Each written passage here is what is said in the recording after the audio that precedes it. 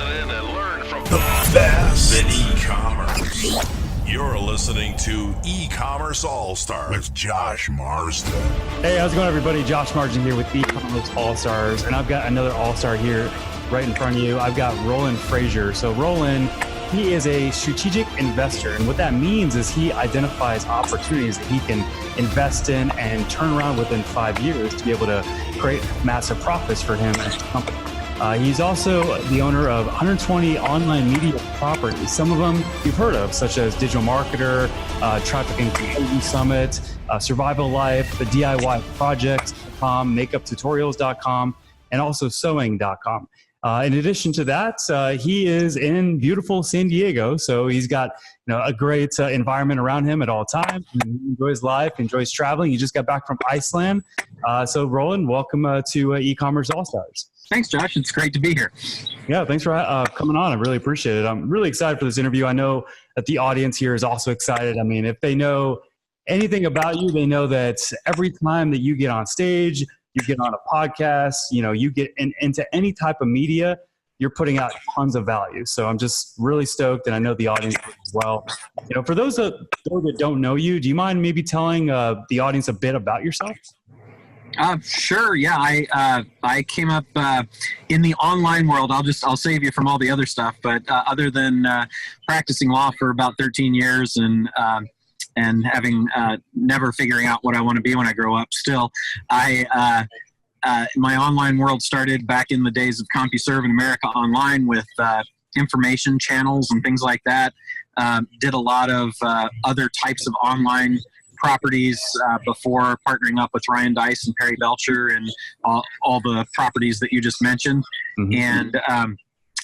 And now that's my main focus is that our traffic and conversion event, our War Room Mastermind, and then investing in other people's businesses and kind of helping them do the same things that we do. Yeah, that's awesome. Yeah, you're definitely one of the most sought after consultants and coaches. I've got friends that have been underneath you that have said nothing but the best. Obviously you guys have been doing a fantastic job over the past few years of just growing Traffic and Conversion Summit into one of the biggest marketing events out there. You guys are just doing incredible work. I have to ask, you were successful prior to diving into online. What really drove you to, really dive into, becoming more of an online entrepreneur?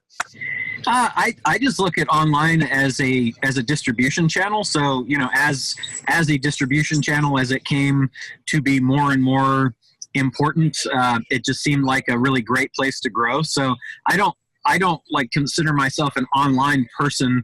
I consider myself an investor, an entrepreneur, and I think everybody should. So I think for e-com, if you're just e-com, then I think you're missing out on a tremendous amount of opportunity that exists outside of that. And so, my whole thing is just trying to be where the puck is going to be, as Wayne Gretzky says, as opposed to where the puck is. And so I saw the online opportunity as a big area for growth, and I still do. It's really cool now. I think you're seeing a lot of online to offline type things as well. And watching that and participating in that has been kind of fun as well. So it's just, I try to be everywhere that things are going. Well, you're a smart guy. So it makes plenty of sense to me. When it comes to trends that you just spoke of and that you're seeing with online moving over to offline, what are some of those trends? Well, the biggest thing is I like to look at the bigger retailers and see what they're doing. So from online watching, online only, watching people move more and more into augmented reality to help sell things in the real estate business. Right now, you can stage a house, take an empty picture or a picture of an empty house, and then use a service to actually stage the house virtually, and the pictures look amazing. It looks completely real. To Wayfair with its ability to take pictures of an empty room, to I think it's Measure is the app that now allows you to basically measure almost anything, any space. So all of that stuff is, I think, a significant trend. And so getting on board with that is important. I also think that watching what everybody from Nordstrom to Walmart are doing. Nordstrom now is building a center near us that is strictly for an online pickup. There's no inventory at all. So seeing what people are doing with inventory and with physical storefronts to take advantage of the roughly 85% of retail that still exists in the physical world, and combining that with online, to me, is really where things are headed. So I think there's a lot of opportunity there. Yeah, totally. I mean, Amazon obviously is leading the way in a lot of ways when it comes to online e-commerce, and they're making things more efficient for different models, such as the grocery model. And I think that Nordstrom and some other companies are seeing that. Yep, absolutely. Yeah, for sure. That's awesome.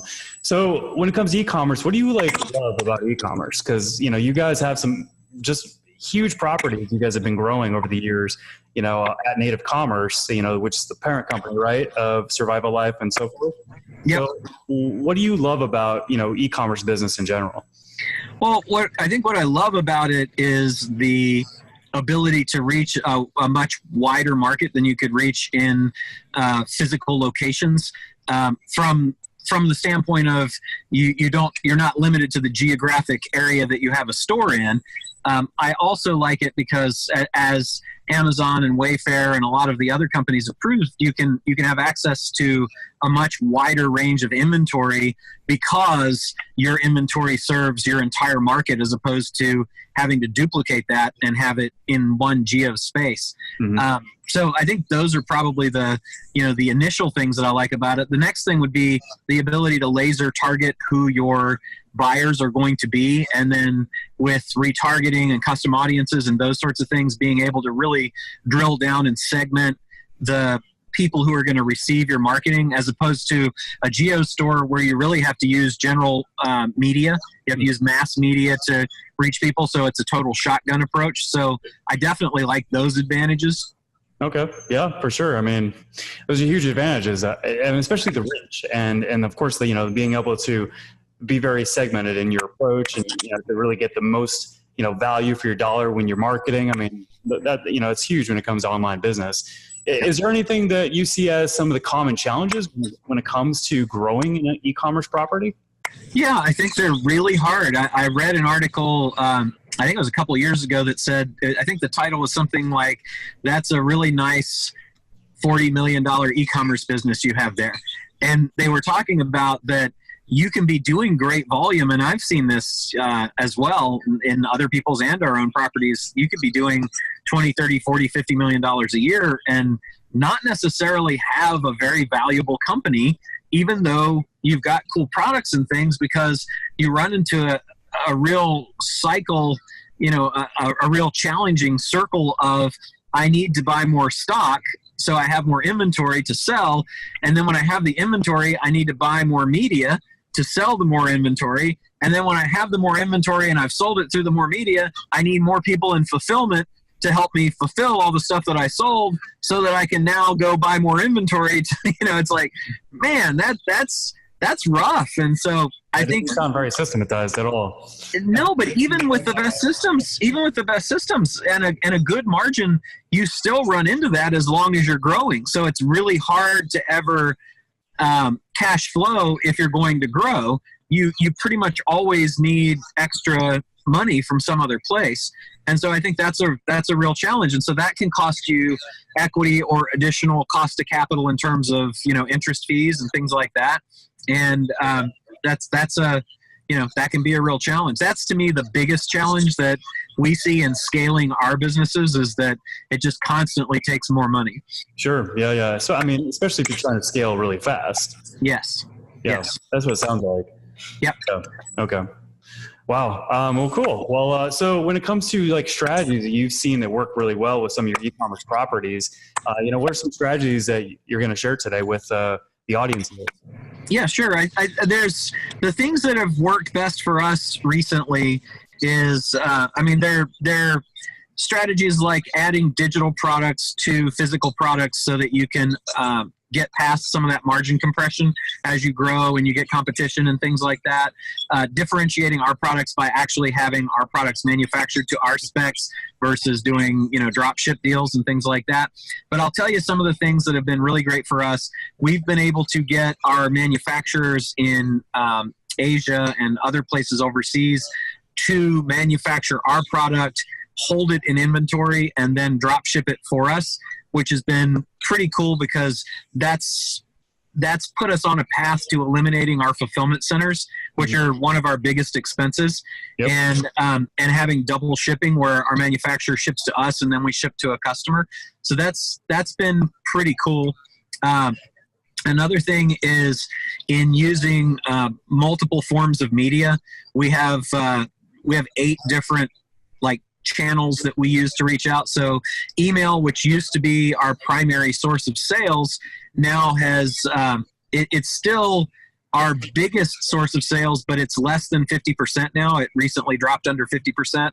So adding SMS for marketing has been tremendous. That's text messaging. Yep. And then right behind that, shockingly for us, is push notifications. So on our retail sites and our media properties, adding push notifications where people click, it's okay to message me on my desktop or my mobile device has been a big game changer. And then we've added direct mail, retargeting, Facebook groups. So we have 8 different areas that we focus on. That's been a really significant thing for us. Yeah, is this what Ryan was referring to as the octopus method? Yeah, we just did an event called the octopus method. Absolutely. That's awesome. Yeah. Cool. When it comes to the whole, the first thing you mentioned, sourcing products and getting your manufacturing facilities to be able to drop ship and, get those products out directly to the consumer, which obviously saves you a lot of costs and, time internally. Yeah. What were some of the challenges that you guys had in making that happen? The first thing is finding good manufacturers that will actually do what you need them to do. And so that has been a process over over several years. Fortunately, I come from a background of retail. So I had connections with buyers that we hired who had direct relationships with manufacturers. And so I think in your business, when you get to the scale where you can afford it, hiring someone who already has overseas manufacturing relationships goes a long way towards, number one, getting you to be able to get lines of credit through the manufacturer, and then beyond that to actually get them to be, to negotiate with them to inventory and drop ship. That's a big deal. There's 2 other cool strategies that I want to tell you about, so don't let me forget to mention those 2. Okay. Sounds good. Yeah, I just felt like that one, strategy that you guys implemented to, decrease your internal costs and, create more bandwidth financially. I felt like that would be definitely some opportunity and value there because of the challenges you guys had to overcome to be able to make that happen. Yep. So it sounds like, just really finding the right person that can help you, with that. Is that sound about right? Yeah, I mean, you can go overseas and negotiate and do it yourself. It's just that you're starting from scratch. So I'm a leverage guy. So I'm always looking for, who already has the relationships with the people that I want to deal with. And if you think about it, you've got to have a buyer anyway if you're going to scale. So rather than either just trying to do it yourself or educate your nephew on it or, something like that, or hire cold, find somebody that's already been doing it in the physical world for years, because there's plenty of them out there. Yep. And hire them to be your buyer and or even a consultant that can, pave that way, because everything is relationships, as you know, right? So if they've already got some, that would be my first question in interviewing somebody is, tell me about the relationships you've already got and what you've done and, how do you work with them in our space? Yeah, no, it makes sense. I think the key and the biggest benefit that comes out of what you just said is just that creating leverage part.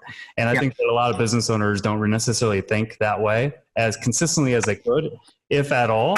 And right. It's huge because that creates a lot more opportunity in your business if you're constantly looking for opportunities to create more leverage. Correct. Exactly. Yeah, that's awesome. Then, so the other one with, email, email is still obviously a big part of your businesses. It is. But you've transitioned over to the octopus method. We have. Love that name. So with That's Perry. You gotta love Perry. Sounds like it. With the octopus method, what are you guys like? Is there anything you could share as far as more specifics? Because I understand the mediums you guys are adding, with SMS and push notifications, etc. But is there specific like tactics you guys are using with those mediums to be able to generate the results you guys are generating? Yeah, so when someone places an order, we ask them if they would be willing to give us their phone number so that we could send them updates through SMS. And our terms of service, says, and we will also be sending you promotions and things like that. So they consent to that and they opt into that. Nice. That's really the tactic there is when you buy, getting permission to contact them in as many different ways as possible. So SMS is, as I said, our number one. And then anybody that comes on any of our sites gets, we use Scipio, by the way, for the SMS. And then we use Push Crew for our push notifications. And so when they hit our site, they instantly get ask if and we offer a promotion, so you can enter a contest usually or something like that, and that's what incentivizes them to say it's okay to send push notifications. So those three really all come at the very beginning of the relationship. Okay. And obviously, retargeting pixels, we're planting a pixel, both a Google and a Facebook pixel, the minute that they hit whatever page they hit on any of our media properties. Right. And are you guys using any traffic sources for paid advertising outside of Facebook or Google? We use Facebook, Google, YouTube, which I count as part of Google and the Google network. Totally. And then we use direct mail. Not really. Those are our primaries. We use ClickBank also. We've got properties that are on ClickBank. Okay. And we were actually the first physical products to sell on ClickBank. And then affiliates, who typically the affiliates will use the other channels like Native Commerce and things like that. But we've just found that that's, you've really got to be a specialist in that to do really, really well. We haven't been able to make a whole lot of money at it, so we let other people do that. Gotcha. And then, like, what's the tools you're using on the back end to be able to really implement this entire octopus strategy, with all those different channels that we're talking about? Primarily, we're using Shopify for sales. We use CardHook for upsales.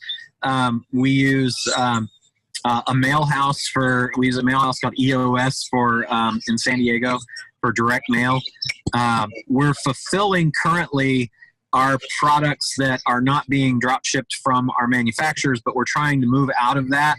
And I don't know the tech stack that's in the warehouse, but those are the primary things. Like I said, Push Crew, Shopify, Scipio for text, Maripost for email. We use Maripost. Yep. And we use Sniply as a video ad platform. Yep. For contests, we're using Contest Domination.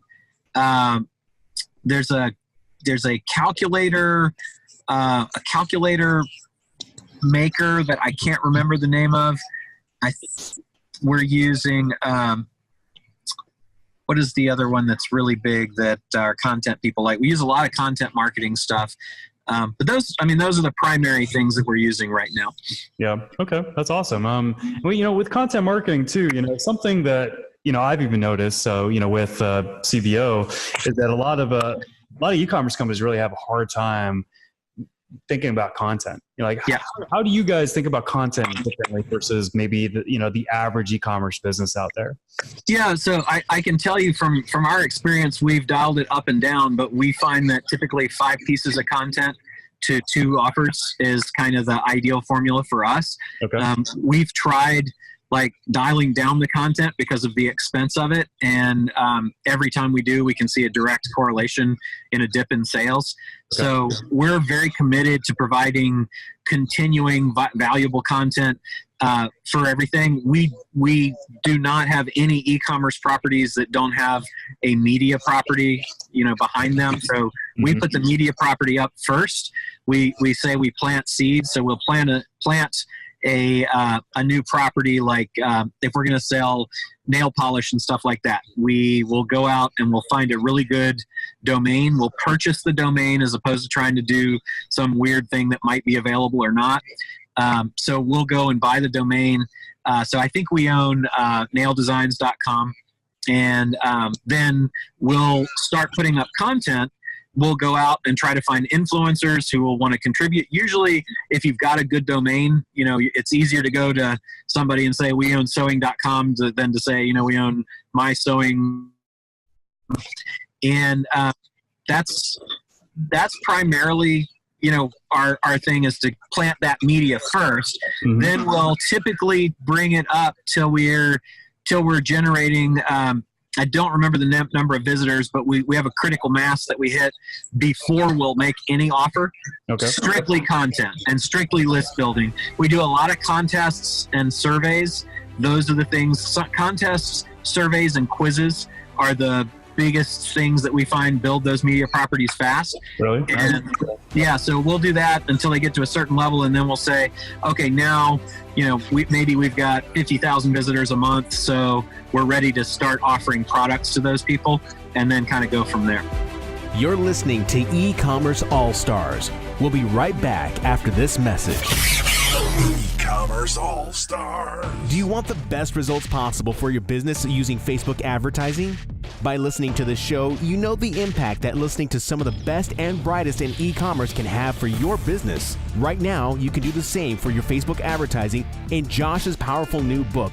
In this book, some of the best Facebook advertisers for e-commerce that have collectively spent millions on advertising have revealed their powerful strategies and tips for getting the most out of every dollar spent on Facebook ads. Every contributor has also given their wisdom on how your business can stay ahead of the trends happening right now, so you can win into 2019 with Facebook ads without risking advertising dollars. Molly Pittman, J. Trevor Chapman, David Schloss, Sam Bell, Josh Marsden, and many more have truly given their best stuff in this book, Facebook Advertising Trends and Strategies for E-Commerce, the 2019 edition. The best in e-commerce. E-Commerce All-Stars.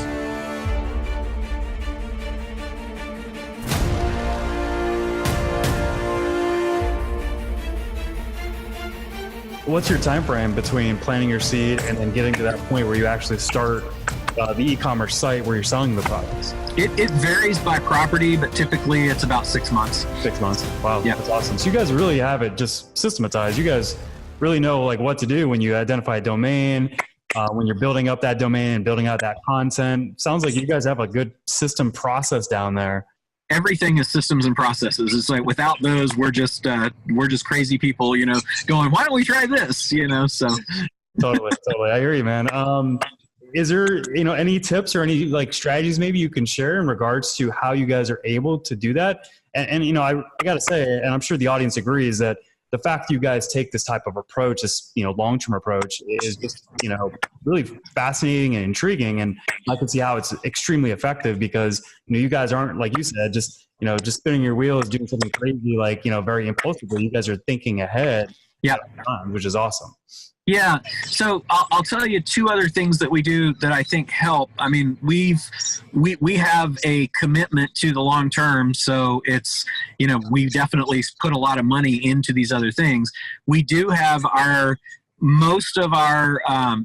we have some sites that are very specific to the United States. So our customer service is here, but primarily our content, video production, customer service, and build teams are all overseas. So we have about 60 or so people now in the Philippines in an actual office with actual managers and directors and stuff like that who handle those things. So that's been a tremendous savings for us. It allows us to operate at probably 70 to 80% lower cost than a lot of our competitors, and it also enables us to get really high quality people that are just as good as people we might get someplace else that cost a whole lot more. So that's been a big part of our strategy. And then two other strategies that allow us to do this as well are, one, we have begun to identify people who would buy our leads that are in non-competitive businesses. So we are as much in the lead gen business as we are in any other business, because we feel like the more that you can get from each lead that you generate, the more you can spend to generate additional leads. So that's been something that's been significant to us. And then also putting in second base. So we have our primary offer then the next thing that we offer people is some sort of continuity. So it might be a buyer's club membership. It might be an association membership is probably our most common thing we do. Or it might just be auto ship. But more than anything, we try to build communities so that we have a group of people who are supporting the product, who are creating user-generated content, who are talking up the product and are happy, and then also that will rebuy from us as we show them other offers. Yeah, that's huge. I mean, just creating like a base of loyal customers, loyal people, is a big like long-term, play because it builds that brand. It does, but think about this. If you've got that community and they're all paying you $10 or $20 a month, that's a huge deal, right? Yeah. There's definitely ROI there for sure.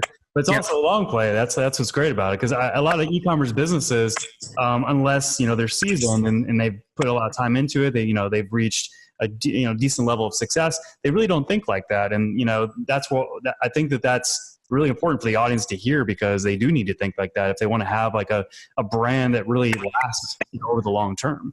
Yeah, and I think two other things too. You can't just be a one product company. So if you've only got one product and you're done, I mean, gosh, that's now you could be a one product company with a community on the back that's continuity revenue, right?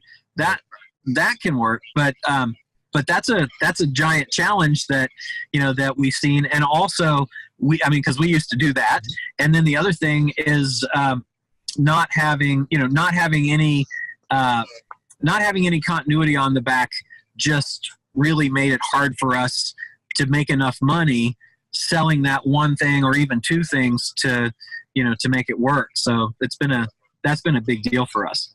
Yeah. What are some tips you have in regards to putting together like a really good, solid continuity offer if you're an e-commerce business? Well, I think you look at the market, the three things that seem to work the best are, if you've got a product that is consumable, then obviously offer auto ship, and look at all your offers, because we found that and in consulting with other people, we found that you might have an auto ship offer, but it's only on one of your products and you forgot to put it on other products that it would apply to too. So like maybe half of your business you forgot to put the auto ship on. It makes a huge difference. That's been a big thing for us. The other thing that's a challenge we ran into is we used to be a promotions-based business where we would go out and guess the products that we thought the market wanted. And it became really difficult because we ended up with a lot of products in inventory that we thought would be hot, but ultimately didn't sell. And so to get around that, we started doing affiliate offers, and we'll run affiliate offers for, say, 10 different products, and then we'll see the ones that sell the best, and then we'll go make a better version of that because we already know that our audience wants that. That's been a big help for us as well. Can you tell us a little bit more about that, about how you're able to do that? Yeah, well, I mean, just think about it. So you go out into the market. So you have your market. You look at your traffic. You're talking to your people, and you're looking in your forums and your customer service emails and things like that, and your call logs. And you say, okay, well, these people clearly are also interested in these types of products. So then we'll go out to the market and we'll find people who have those types of products that we think will do well. And we'll find those people who have affiliate programs. We'll offer their product through their affiliate program to our audience. And if we find that our audience is a consistent consumer of that type of product, then we'll go make our own. We'll look at that product just like most new people in a market would. We'll say, what's not good about it? What can we make better? We'll look at Amazon reviews of, lower star reviews and things like that. And we'll say, okay, well, here's how we make a better product. Then we can go to our manufacturers and say, well, we need the widget that does this and this and this and doesn't do that and that and that. And then we're able to say, hey, market, I know that a lot of people like this kind of thing, but here's some of the challenges to it. And here's some of the things you like best. We've been able to adjust that. And now we're able to offer a product that everybody wants. And we know that from our data. We're very, very big on looking at our data. Totally. That's awesome. I mean, it's really awesome because a lot of businesses, they'll find an affiliate offer that complements their offer and they'll continue to sell it and they'll just stop there. Whereas you guys take it a step further, which is really cool. I absolutely hate building somebody else's brand. I mean, I think that's irresponsible to your business to have somebody else's brand that you're just building and you're getting paid a fraction of the cost, because you're getting the income, but you're not getting the wealth. And to me, you got to be about building wealth, not just income. Right. Yeah. Brand wealth. I mean, and just real wealth. Exactly. Yeah. That's awesome. Well, cool. Well, Roland, hey, thank you so much for being, on this episode. Greatly appreciate it. I know we're getting towards the end here. Thanks for having me. Yeah, of course. So we're about to go into kind of like the bonus round. This is a very quick, kind of fun bonus round. So the key with this bonus round here is that every question you want to answer it with one word. All right. I'll do my best. Okay. I'm sure you're going to, kick some butt here. So, all right. So the first question is, what caused your biggest e-com success to date?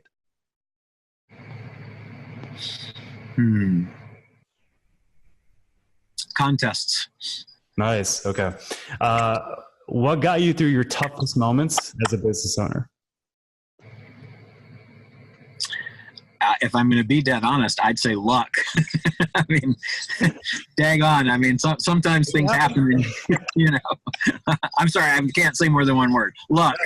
It's fine. How would you describe yourself? Creative. And then how does 2019 look for you?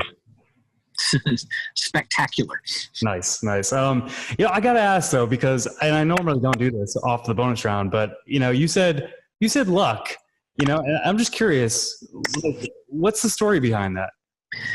The story behind it is that we have had situations that, time and again, where some manufacturer did something wrong or used an inferior product because they outsourced our products to somebody else to try to save and make margin, and the product that we got back that we had to deliver to fulfill orders that were already out or even back orders wasn't there. And we have a very high level of customer service is our goal, and we won't put out the inferior things that come in. So in those cases, it was like scramble to figure out how to get the product replaced or fixed, or somehow get the customers what they were promised as soon as possible. And daggone, man, if we hadn't found like the right person at the right time to do that, we could have been in a lot of trouble. We've had situations where we overspent on inventory and ended up with a ton of stuff that was tying up our cash flow, and then somebody would come along that happened to need it. I believe that the more you play, the luckier you get. I think Gary Player or somebody said that, but it's true, man. It's over and over. I think if you put good stuff out there and you put good customer service out there and you treat your manufacturers well and your team and all that, that helps you at those times that are pivotal, critical moment times where you need some help from somebody other than yourself.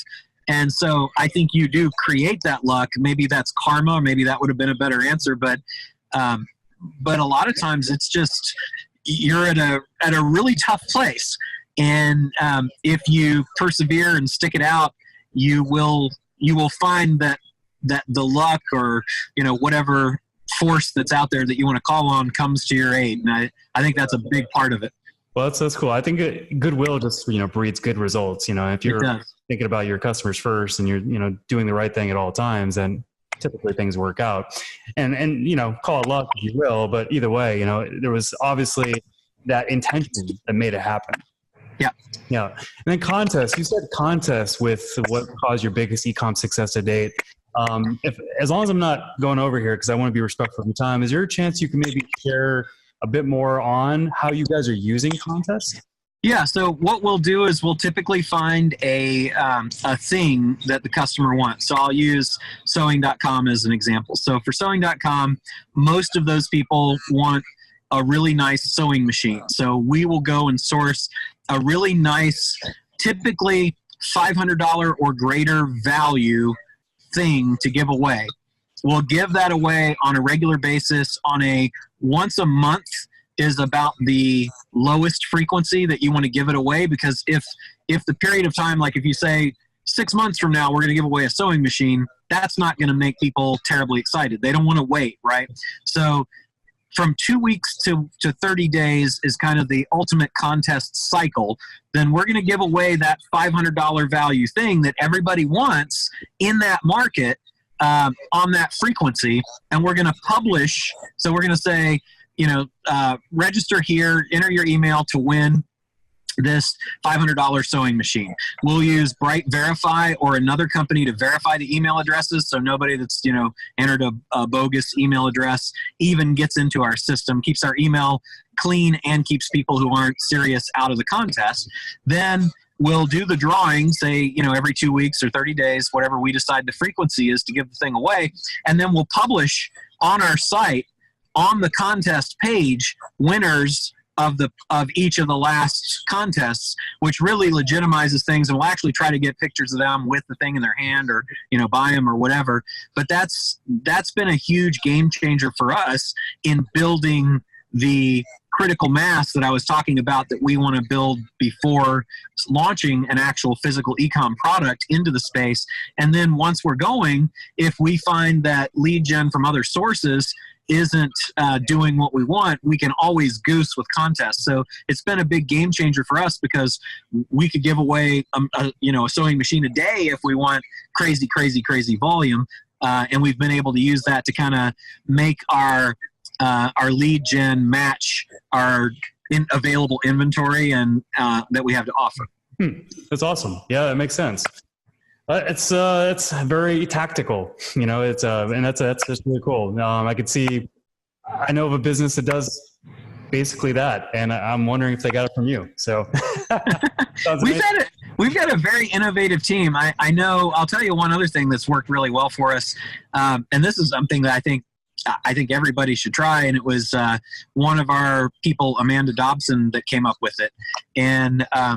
And what it is a gear testing offer. So over at Survivallife, we basically, our ads say, we're looking for people to test gear. And this is to sell our continuity program. So we start by saying, if you want, I don't want to get too many offers in one. So the primary offer is that gear testers wanted, and we'll show, 5 pieces of really cool gear that we've sent out previously. What we frequently do is that stuff is really cool stuff that we thought would sell that didn't. And so now we've got people who it's a free program to be a gear tester, but you pay shipping. Well, the shipping liquidates our cost of the product and actually has profit on top of it. So we'll use that as a way to either liquidate dead inventory, or we'll put people in a continuity program where they pay to be a gear tester, and then they basically just pay shipping. So they're paying $10 or $20 a month, which is 100% profit for us. And then they're paying the shipping, shipping and handling, which typically covers the cost of the product plus delivery. So that's been pretty cool. That's awesome. Wow. Well, cool. Well, Roland, like I said, I greatly appreciate you being on here. I'd love for people to, follow up on this episode and follow you, learn more from you. Definitely register for Traffic and Conversion Summit. It's the best, marketing conference out there on the planet, right now. And so, and they'll be able to see you on stage, obviously learn more from you. But besides that, what can you do following this episode to be able to follow you and learn more from you? You can go to my website, which is rolandfrasier.com. I've got all kinds of links to all the places there that I am. I'm on all the social media. I've got a Facebook page and, Instagram, LinkedIn, all those normal, usual suspects. But, our best strategies always end up at digitalmarketer.com and are always first revealed at trafficandconversionsummit.com. The only place you can go sooner to get them, maybe about a year earlier, because that's only once a year, would be our War Room Mastermind.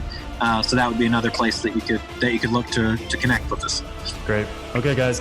Well, you heard it. Go ahead and go to rolandfrasier.com. Follow Roland, and definitely go check out Traffic and Conversion Summit and also War Room. Thank you again, Roland, for being on E-Commerce All-Stars. Greatly appreciate it. This has been an awesome episode. Oh, thanks for having me. I really appreciate it. Thank you for listening to E-Commerce All-Stars. By learning from the best, you're saving yourself time, money, and pain from trying to figure it out all by yourself.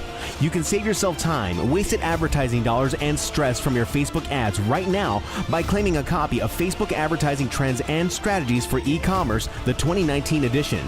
You can generate more results than you've ever experienced with Facebook ads. You can adapt to the current trends happening right now that are affecting business owners from getting the best possible results on Facebook. And you can discover how to scale your Facebook advertising results. All of this is possible for your business by learning from 13 of the best Facebook advertising experts in the world by claiming your copy of Facebook Advertising Trends and Strategies for E-Commerce, the 2019 edition. Thanks for listening to E-Commerce All-Stars. E-Commerce All-Stars.